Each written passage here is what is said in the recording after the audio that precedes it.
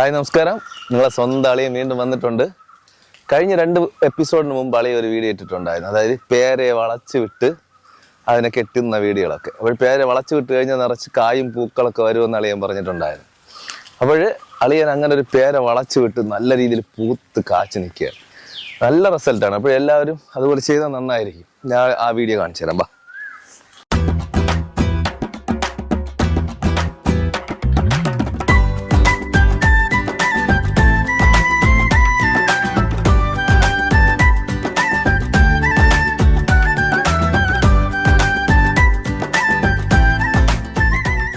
ഇതാണ് അന്ന് അളിയെ വളച്ചു വിട്ട പേര കണ്ടല്ല, നല്ല രീതിയിൽ നിൽപ്പുണ്ട്.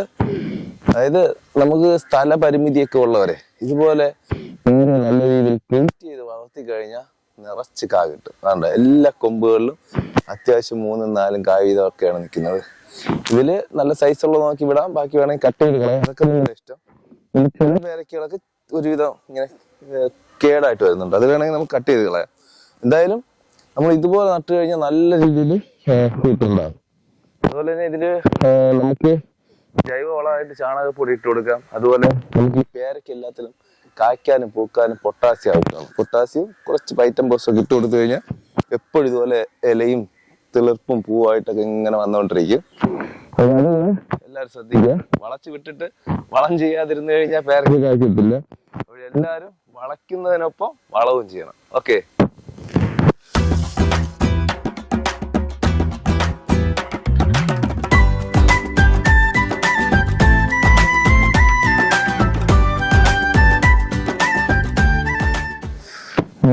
എല്ലാ എപ്പിസോഡിലും അളിയൻ പറയുന്നുണ്ട്, എല്ലാവരും വീട്ടുവളപ്പിൽ എന്തായിട്ടാലും ഒരു ഫ്രൂട്ടിന്റെ പ്ലാന്റ് ചെയ്യുക. അതിൽ നിന്നൊരു പഴം അളത്ത് കഴിക്കുമ്പോൾ അതിന്റെ ടേസ്റ്റ് മറ്റൊന്നാണ്. അപ്പോൾ അളിയ അടുത്ത വീഡിയോ ആയിട്ട് വരുന്നതായിരിക്കും.